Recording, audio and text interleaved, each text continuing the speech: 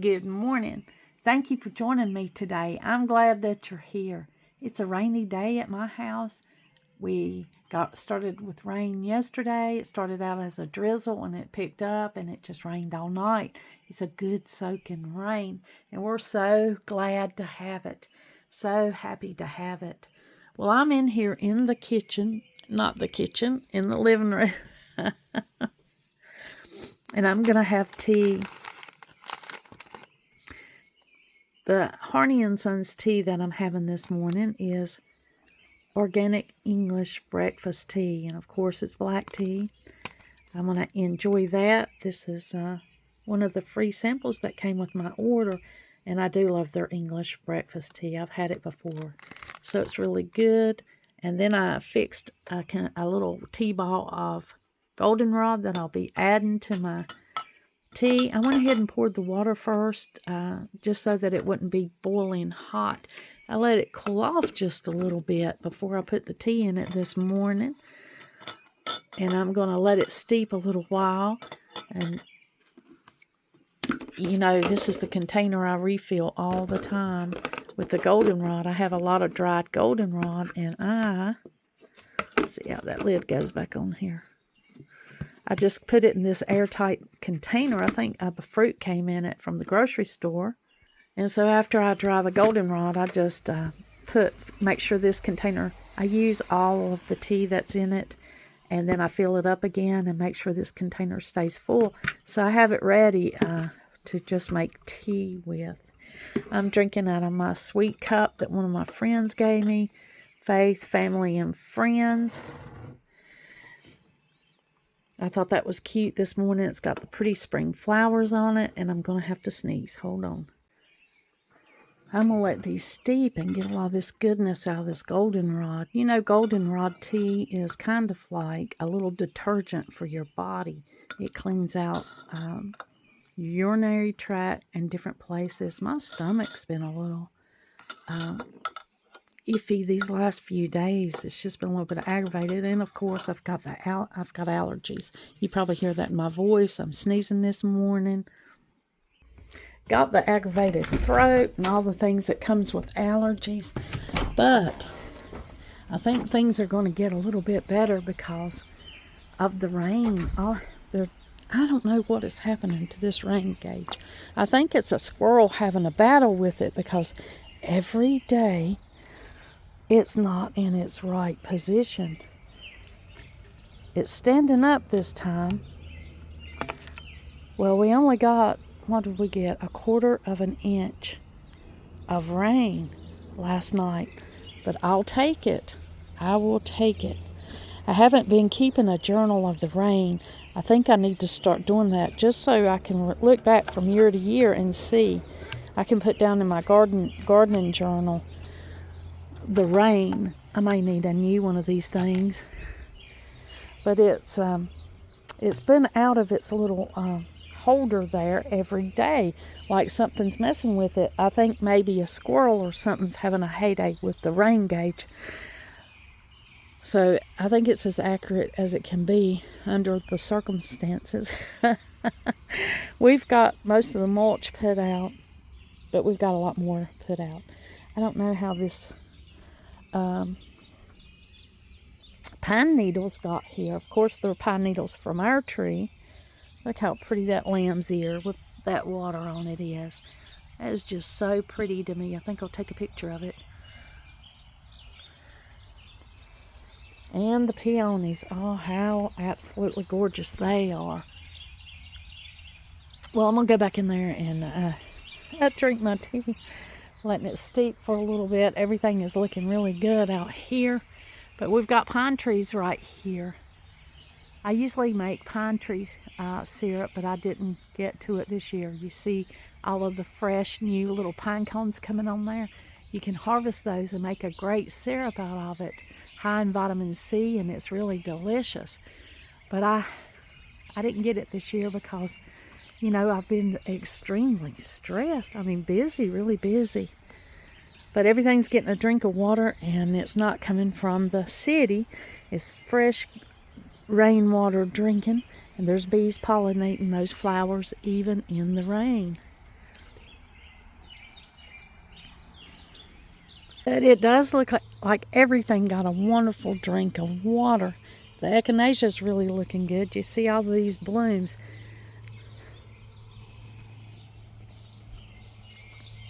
Still got the one in there peeping up at us through that. And then there's more over here. So the tea bushes are looking good. Everything that I have put that mulch on, well, I didn't really put it out as much as Donald and my son did. They put it out most for me. I ran out here yesterday and put about 3 wheelbarrows. Or here's the wheelbarrow. I put about 3 wheelbarrow loads. This size, not real big. That's kind of a medium wheelbarrow. I put it out over here.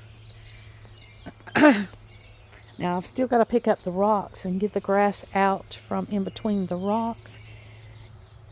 And this is just 3 wheelbarrows right in this area. We're going to put out more when it's not raining, but I am not complaining. If you've been around here, then you know how thankful I am for the rain. We are on city water, and if it doesn't rain enough, Donald and I have to use what rainwater we've caught and water, and then use the city water, and that is, you buy that by the gallon, and it's extremely expensive. So we don't want to water any more than we have to from our hose because it's expensive. And it has chemicals in it. It has chlorine and different things in it. And that's, usually we can water the plants and don't see any negative result, but we see much better result with the rainwater. Here's the mint. It has really jumped up. This is the peppermint over here on this side, and then we have the spearmint over here on this side. And these are just so pleasant when you can come outside and pick some and have some and in your teas and different things. I make kind of like a lemon mint aid. I don't like an overwhelmingly lot of mint, but I like it used in proportion. Now this spearmint, it's a little different. It's over here, and I have had this here for years. Last year I dug up a lot of it. I have to kind of keep it from taking over. Now the peonies are absolutely gorgeous, and you can see there's some down on the ground. They've already starting to fall apart, and how beautiful. This one here is falling apart this morning. Oh, isn't that pretty to have a whole thing of peony blossoms down here to look at. This one is beautiful. It's a big old bushy head, and then we've got more coming out on this plant. And then there's the rose on the ground. That's the new rose that we planted. It had about 3 really beautiful blooms on it, but we didn't get to stake it up yet. We got it in the ground. Oh my goodness, look over there at that peony. It's not as big as this one over here, but it is a darker, beautiful color. The fig tree is really up under those. Let me see if I can get a little closer. The fig tree is up under here. We're gonna have to dig this up and move it. I mean, it's kind of had a hard time. Donald's ladder fell and broke off half of it. Right here's half of it. Well, the neighborhood is waking up. People are going to work and people are going to school. They're walking up and down the road, so you might hear a little road noise. That's actually a dump truck. Not sure where that's coming from. They're working on the road near us, but those kind of trucks are not supposed to come down residential areas. Okay, that's a little interruption. Sorry about that. But yeah, we're going to dig up this fig tree and go ahead and move it. This fig bush is just, this is not the best location for this. We just thought we would try it. But anyway, this is the rose bush that's down on this end. Of course, it's in a shady area, so we don't get as many roses off of this bush. That's okay. And then here are the peonies that's over here, and I usually have to stake these up. I just have to every year, no matter, even if we plan ahead. Look how pretty that is. That is beautiful. I love them when they're tightly coiled like that and just busting open. And then the clematis, the stubborn wild clematis that I've got, that just wants to grow wherever it wants to grow, and it does not want to grow on this bed trellis that I've got for it. It's just everywhere in here. And I was running into it whenever I was putting the mulch out. It's just all out here. But I did get one little piece trained up on the trellis that I just stuck out here temporarily. I couldn't even get it in the ground because the ground was hard. And if you've been around, there's sometimes I have to have help from Donald to get, or Nathan, or one of my sons to get this thing down in the ground. And it's just temporary to hold this clematis up so I can enjoy it, and it'll be up off the ground. Now, one of the good things about clematis is if you do lay down a string of clematis, you can root that clematis roots really easily. This is a Nellie Moser. But there are different kinds. And then we got this new one. Just lay it on the ground. I could probably just cut this off, take it in, and enjoy it. It had about 3 blooms. Really pretty. Just love this color. Isn't it unusual? So I thought that was pretty. I mean, it's unusual for my garden. I put a little surprise in here because I thought it worked well with that climbing rose that's behind it. Now, I've shared with y'all many times that our roses need to be trellised up. This one really needs, I've got a plan for this rose, how I'm going to trellis it. It's getting eat up. I didn't want to put anything on it that would destroy the bees, or that would destroy the praying mantis that gets in our garden. But we need more praying mantis. I mean, it looks like they're kind of letting down their job here. We've got something just eating all over the place, eating the plants. I saw a little white moth, so I think it's that little white moth that's eating everything from the garden. Look at Sonny up there out the window. Him and Cookie have really got along good this morning. Hey, Sonny Cat. Hey, buddy. He's right here in the window. He's just seeing what I'm doing and listening to all the birds. We have a lot of birds in this area. But here we put a little cage around this peony, and it still was not enough support for it. So I have individual little rods like this that I put on the peonies sometimes. This one's an extremely long one. You can get them in different sizes. But I have some other things too. But I just have not gotten them put up, and the peonies will be already here blooming before I get them staked up. But how beautiful they are. Well, I'm going to go back in. I could be out here all day sharing all kinds of things with you all day today, but I've got to go in and finish my devotions and share some things with you and drink my tea. But I am thankful for the rain. I'm thankful that it's washing away a lot of the pollen. I mean, the pollen gets so heavy you can just see it in the water. You can see it all over your car. You can feel it all over your nose, your throat, your sinuses. But let me go in here, and I always have to pick a little bit of this lemon balm.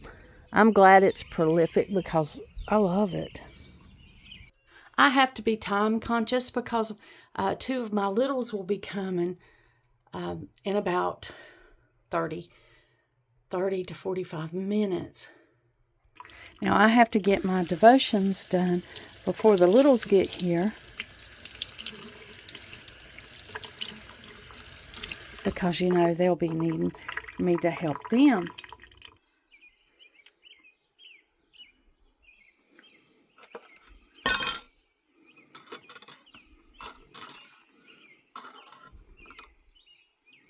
And then, of course, when they get here, then I get to work and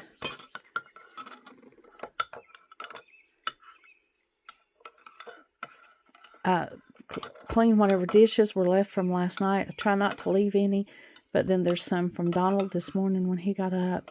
So we've got some dishes and some things that I got to get up and start cleaning up. And it'll be easy choice today because it's raining outside. I really can't get outside.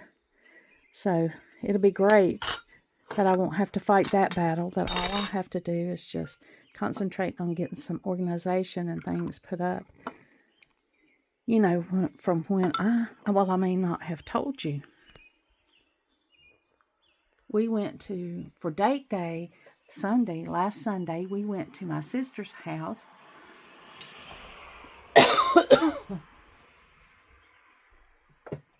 We enjoyed a visit with her and her husband, and we went to their family's land. They have some river lots beside the river. So we got to go there and hang out, and it was great. We really had a good time. Scenery was beautiful. I love it when the spring mountain is here. You talking about beautiful greens. Everything is just so beautiful, and we got to see everything as we were riding up to the mountains and enjoy that ride together like we always do. Feels so good to get away and go up that way. We spent some time there on the river a lot and just really enjoyed it. I'll put a couple of clips of just the ride up there.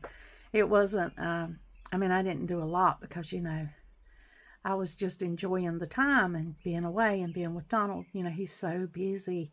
He is so pulled by work and other things on him that he's got going on right now. So extremely busy.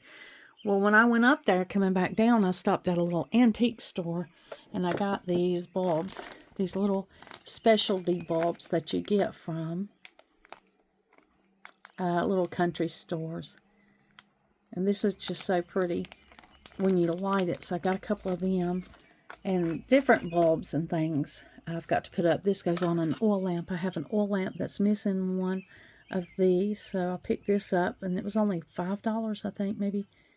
Let's see, $5.99, $6 rounded off. So it was $6.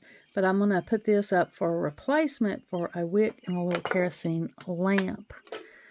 Well, I have devotions in the morning before the kids get here. I love my Bible. I read the Bible. And then I've got this book that I've been reading. And it's The Proper Care and Feeding of Husbands. I just thought that was funny. Now, this book was published in 2004. So it's about 11, this is 2026. So it's 22 years old. But that's okay. Sorry about that. I was getting a phone call.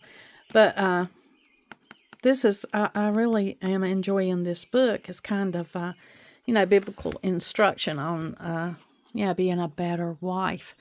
And, my goal is to love my husband and children, to be a chasekeeper of my home, and to be, the best servant of God that I can be. So that's my real goal in life. If you want to know what it is, there it is. And so I give time to that in the mornings, and I'll share a page that I thought was in particularly good for me today. So I'll share a page out of this book written by Laura Schlesinger in 2000. It was published in 2004. But the thing about it is the truth is it just stays around, doesn't it? And so a lot of people won't agree with it, that, I am a traditional wife, as the world calls me today, and I am a mother and a grandmother, and so that's who I am, a big part of my life, and I like to do things that encourage myself in that every day. A small task of things like that, but I found an interesting page in this book that helped me this morning. And actually, I'd had experience with what that page says. And I think I've shared this with you before. My neighbor, she was an elderly neighbor. And this has been some time ago. The kids were still at home and they were kind of young.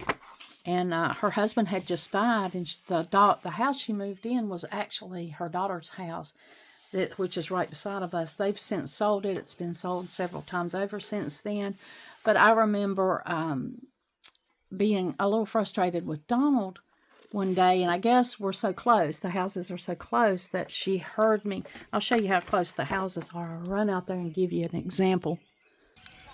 I know I hear all the time that everything looks bigger on TV. TV, on the screen. My friend that comes, she's like, oh, I thought your kitchen was so much bigger. I thought everything was so much bigger, but it's not. And this is how close our houses are together. This neighbor right here. But this was before there was any kind of vegetation, trees, or anything planted here. So here is our basement door, and here's our driveway. We're one of the few driveways that are side by side. Most of the driveways in this community are alternate, so they wouldn't have another driveway right there on the side. You see how it's over on that driveway's over on the other side. Most of the driveways in this community are like that. They're spaced out so that you're not side by side. But we're in a curve right here, and so I guess this was the best way to put it. They didn't really have an area over there to put a driveway, so they put it, there's houses driveway, right beside of ours. So this is our driveway, and that is their driveway, and you can see. Well, one day I came out of that basement door because my laundry room is down there, and she was over here just sitting out here on this driveway, and she was telling me, and I was just fussing a little bit about things not being done out of place.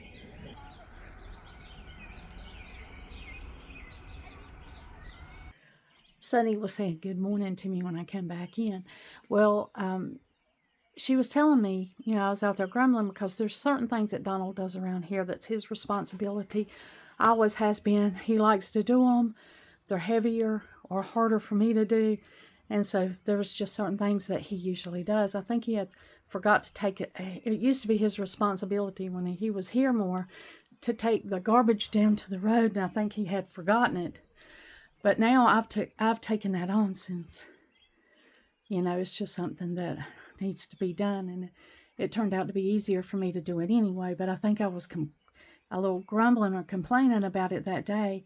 And she had just lost her husband several months before, and it was a long-term marriage. I think I've shared this on my channel before, but she was telling me that they do so much more than we see. She said, I used to think my husband didn't do that much because I was at home doing a lot. And she said, and then when he died, I realized how much he really did. And I'm telling you, that hit me like an arrow to the heart.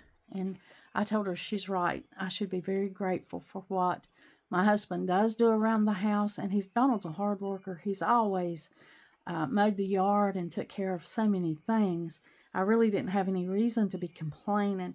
But boy, this book right here that I have right here that I'm reading, the name of it is The Proper Care and Feeding of Husbands, Dr. Laura Schlesinger. I got this at McKay's bookstore, and it was published in 2004. But this page right here, this doesn't apply to a lot of people. If you don't have a husband, you don't even have to worry about anything like this. But this hit home for me as I was reading it this morning after devotions. Now, this is beginning. Subtle. Okay. I'm just going to read you a little excerpt of it. If you like this kind of thing, then hang with me. If you don't like it, then I certainly understand. Okay, we'll start right here. I have found that most of my griefs are selfish and unwarranted. The ones that are not selfish, I tell my husband about lovingly, and I don't nag. I am patient, and he does fix it. I agree that many women get tripped up when they try to measure their husband's love by what the media or their friends tell them it should look like, instead of by the way.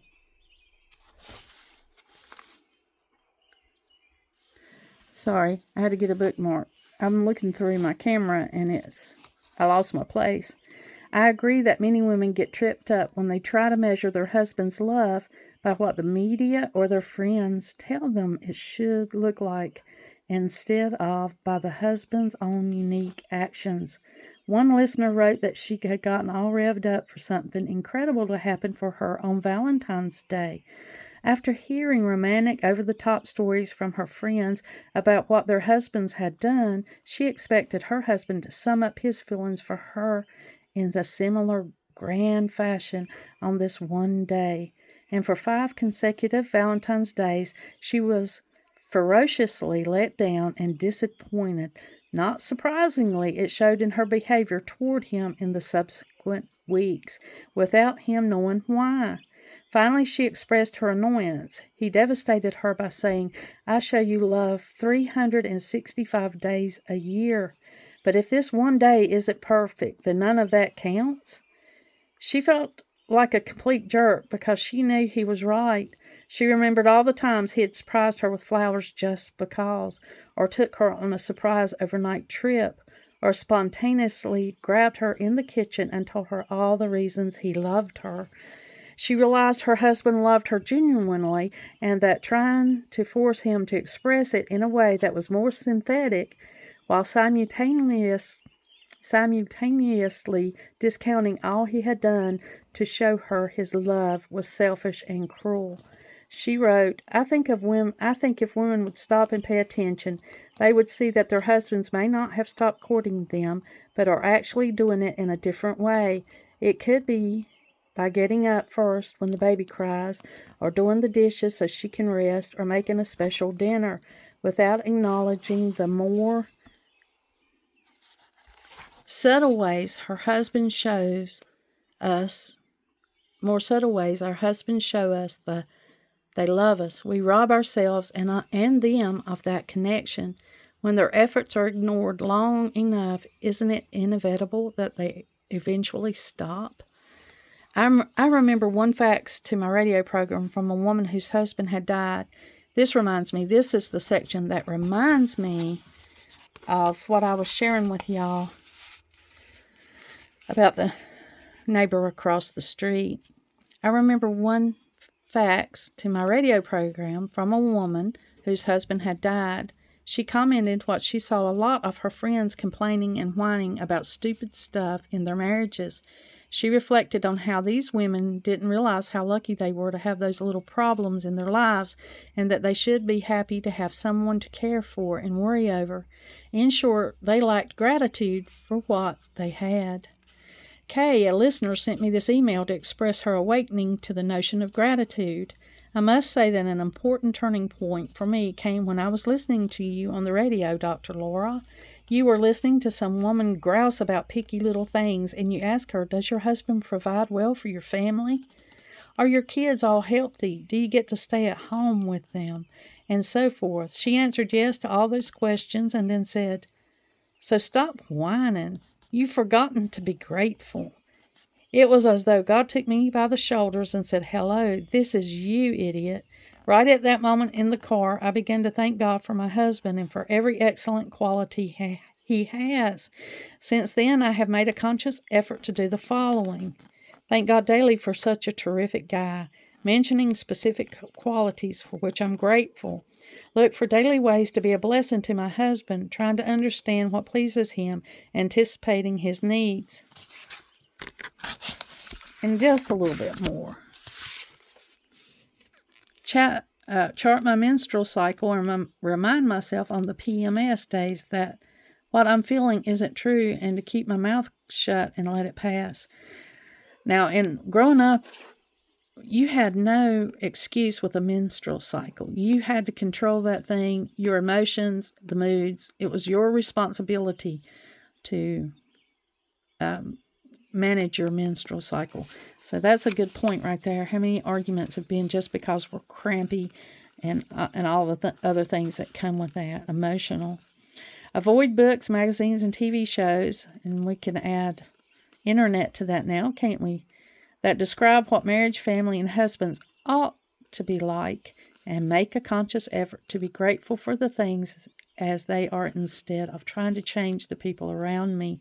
Because this is not in the book, but this is my takeaway from that. Every marriage is really different, isn't it? It's the same as a man and a woman, two people married, but everyone is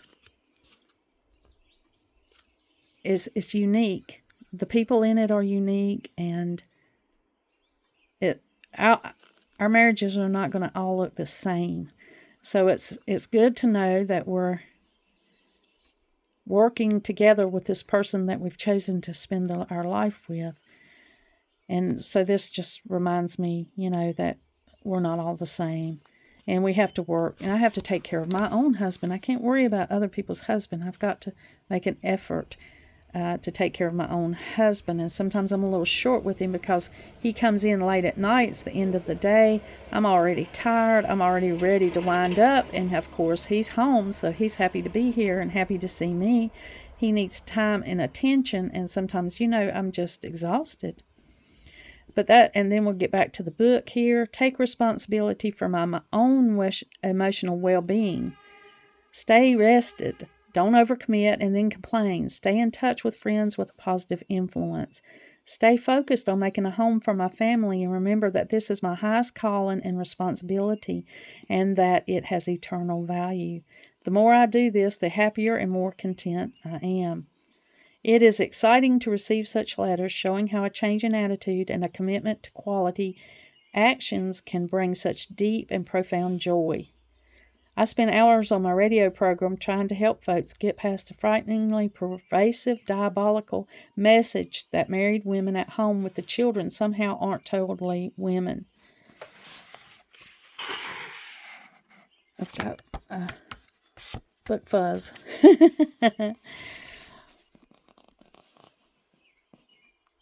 Maximizing their potential and that men are idiotic. Self-centered sex fiends incapable of contributing anything of value to women or children. Well, that is a poor attitude of men, isn't it? There are so much more to them, especially, in being a committed mate. It's such a rounded thing, isn't it?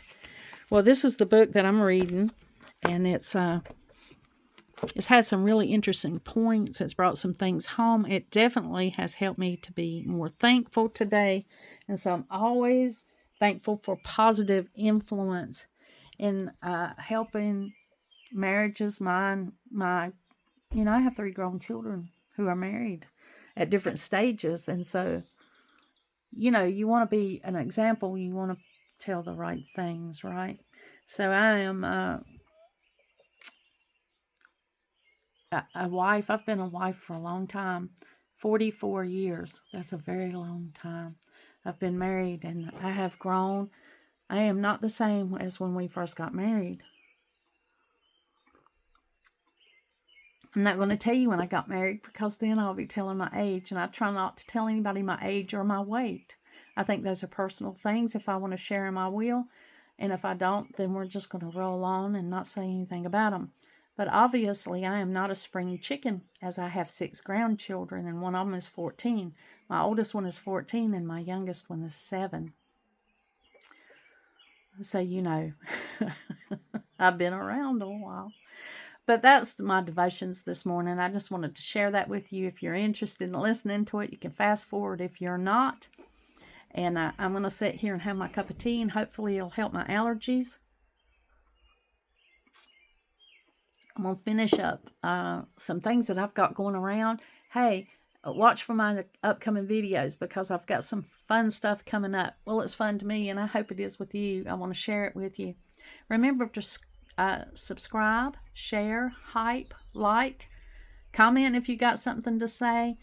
If you don't want to do all of those, then just pick one, okay? I'm a small channel.